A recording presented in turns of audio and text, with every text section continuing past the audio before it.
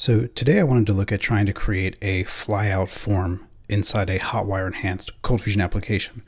And as per usual, I want to start out by creating a non-Hotwire version of the application. And we're going to keep it super simple. It's just a list of notes that you can add to via the Add Note button. This takes you to the Create page. If I cancel out of this, I go back to my main list. If I submit without a note, it gives me an error that a note content is provided. You can see we have our 422 unprocessable entity. And if we just go hello exclamation mark and submit, you'll see that we're taken back to the list. That's the entire functionality of this application. And what we want to do is when the user hits add note, instead of taking you to a separate page, what we want to do is open it up in a flyout menu, which would be akin to opening up in a modal window. Essentially, the high level concept here is opening up a form or transcluding a form into a transient turbo frame within another view. So let's see this in action. I'm going to jump into my page here and I'm just going to put my script tag back in, and that's going to load up our Hotwire library.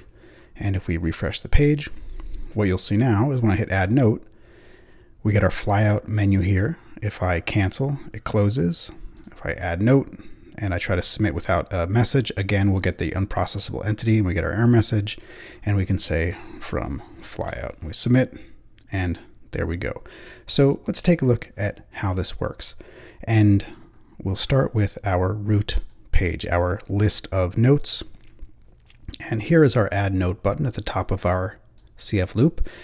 And what you'll notice is that it links to the create subfolder here, and it's dictating a turbo frame to use as the outlet. So instead of having this affect the overall page URL, it's going to affect the flyout frame, but it is going to change the URL because we have this data turbo action advanced. In fact, if we jump back into the browser, what you'll notice is that I'm on the index page now. And if I go add note, you can see that I am in the create index page. So it's advancing the URL while staying on this previous page. So coming back here into the code, if we look at the flyout frame, we can see it down here at the bottom, and it's currently empty because there's nothing being loaded into it until the user clicks the add note button. Now what you'll notice is that we have target top, which means that any content that is loaded into this frame is not going to be sequestered to this frame itself. Any link clicks or form submissions are going to target the entire page and therefore will act like a standard page navigation event. And that's going to become important when we want to close that flyout and reload the list of links, essentially by redirecting back to the link page the way we would do in a standard ColdFusion application. Now, the key to a Hotwire application seems to be reusable small view partials. And in this case, our small view partial is going to be our add note form.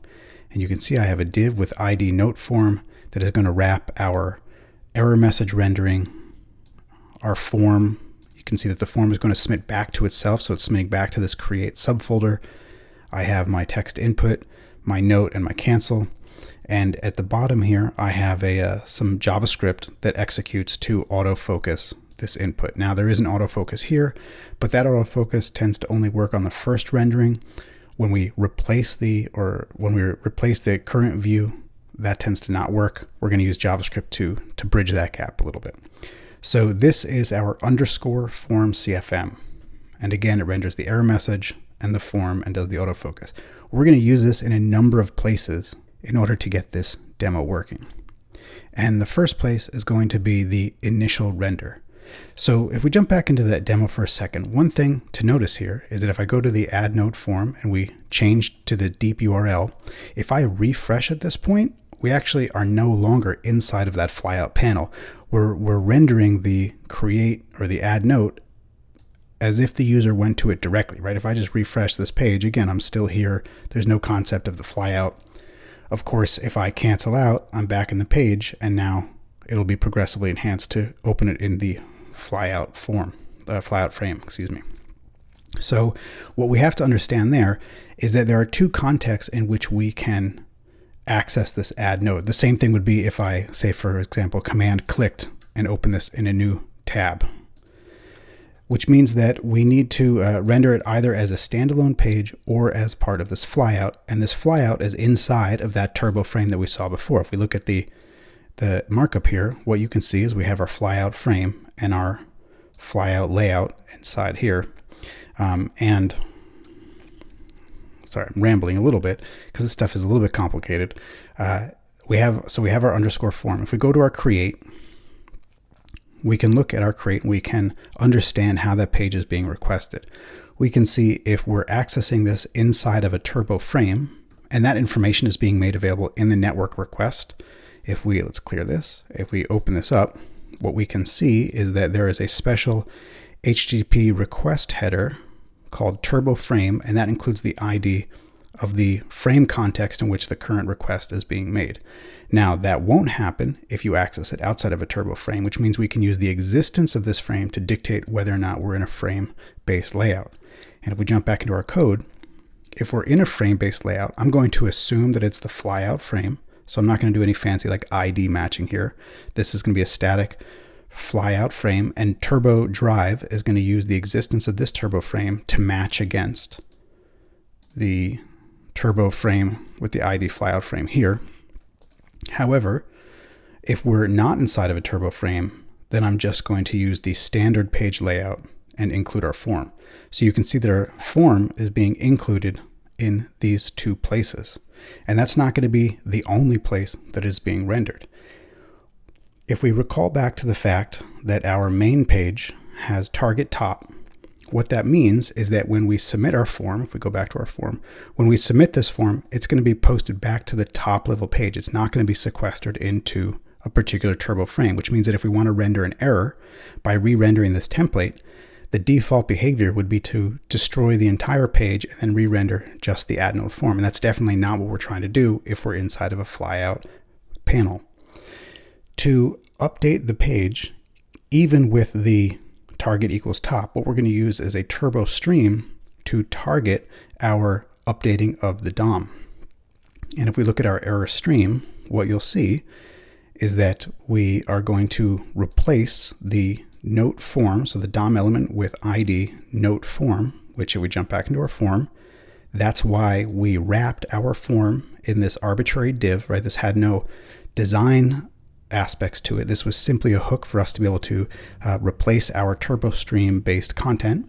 So jumping back to our error stream, we're going to replace that DOM element entirely with the form itself. So essentially we're going to hot swap the entire contents of that form using our error stream. And that way we're going to prevent the browser from essentially, or I should say prevent Turbo Drive from ripping out the entire UI and replacing the contents of the form. Instead, it's going to rip out just the just the ID here and replace that with the form itself. Now, when I was reading articles about managing modal windows and things of this nature, flyout panels and what have you, it was this action that I was really having trouble connecting with. I kept missing it and not understanding how these modals were being managed.